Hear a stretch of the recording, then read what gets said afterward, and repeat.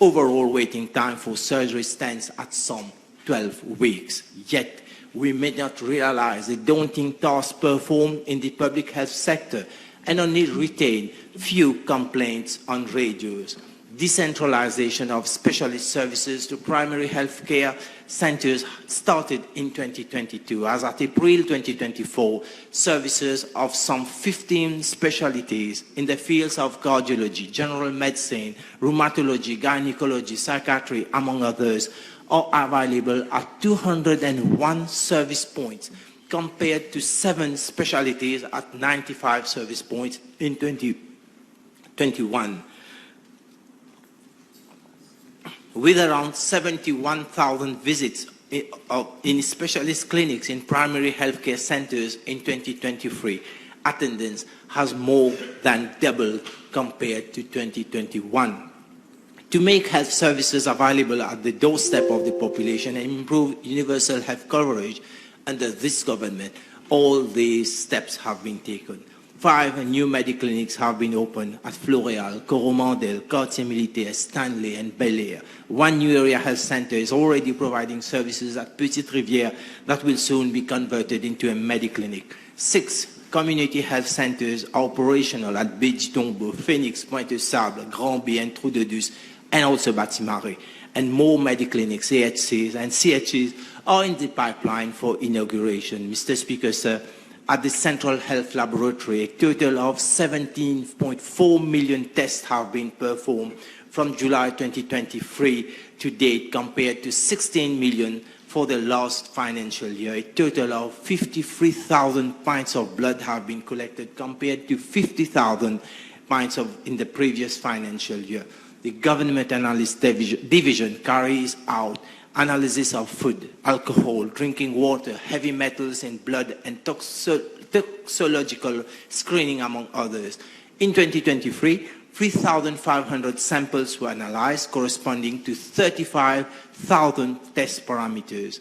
The GAD has obtained the accreditation of ISO 17025 delivered by Mauritius in April 2022.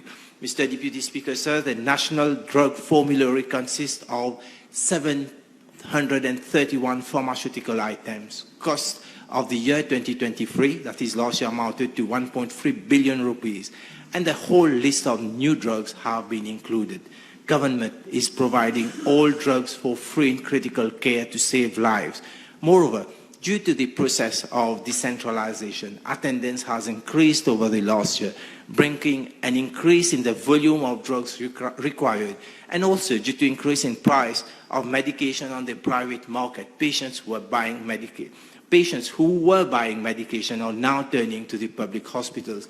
What Honorable Fukun just stated is just contrary what she's stating. In fact, there are more patients who were buying medication coming to our hospital to get medication. Honorable Amos and Honorable Utim stated that medications are not available in health centers and public hospitals. It may be that this has happened, but on rare occasions. Let me inform the House that the situation is back to normal. As at now, the drug availability in the public sector is more than 95%, according to the principal pharmacist responsible for procurement. My ministry is exploring all avenues to import quality-assured medicine at affordable price. We have signed an agreement with HLL, a government entity in India, for the supply of good quality generic medicines at affordable prices. Some time back, Honorable Bulel stated that medication from India is substandard, and now he's saying that 60% of medicines available at hospital should be reformed. Medical practitioners of this country, especially from the public sector, are taking note of what he's saying. The honorable member may not be aware that our hospital drug formulary is periodically reviewed as per the principal pharmacist of the ministry. Honorable Utim stated that during his intervention that prices of medications have increased in private pharmacies. The rise in prices in pharmaceuticals have been felt in the public sector as well, but also This is due to shortage of API. What is API? It is the active pharmaceutical ingredients. When there is a shortage, obviously the price will rise. And this shortage has led to an increase in manufacturing costs, thereby increasing the import cost price, coupled with an increase in freight charges. It means that even from the manufacturers and itself, there has been a huge increase in the price. To address the issues of procurement, such as supplier default, delayed delivery, and increase in prices of medical supplies in Mauritius, the Central Medical Procurement Authority has been established in 2023. The CMPA will manage the overall procurement, warehousing, supply, and distribution of pharmaceuticals, non-pharmaceuticals, vaccines, medical equipment, and reagents. Mr. Deputy Speaker, sir, in regard to maternal and child health, much is being done for women and newborn. There has been an increase in live births from 11,223 in 2022 to 12,097 in 2023. With the introduction of night shift for obstetricians, maternal deaths have decreased significantly. This is tangible. Maternal deaths accounted for an average of 10 cases yearly for the past 10 years. In 2022, it has gone down to 4 cases were recorded, 2023, 4 cases, and in 2024, as at end of May, unfortunately, we have registered 1 maternal death. As a result, maternal mortality, a very sensitive indicator for the health service. The maternal mortality ratio per 1,000 live births went down significantly. It was 62 in 2019, went down to 31 in 2023. This is well below the global target of 70.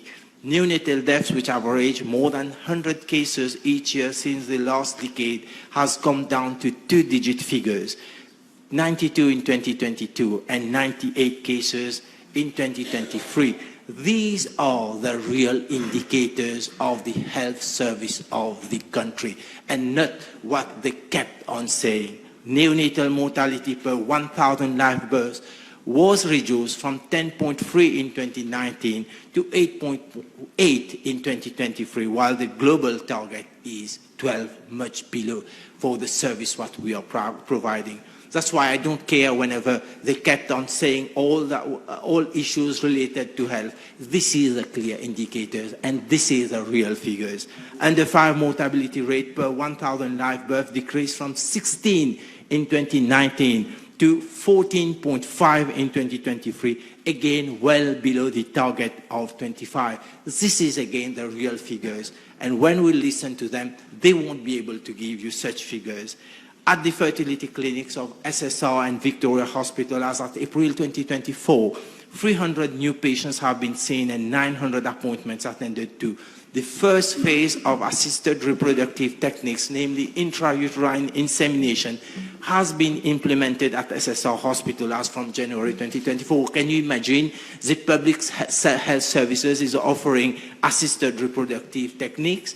To date, 30 couples have availed to the treatment, and there have been successful pregnancies. In this budget, to promote the health of mother and child, a grant of 3,000 rupees will be provided upon completion of the 6 mandatory medical checkups during pregnancy.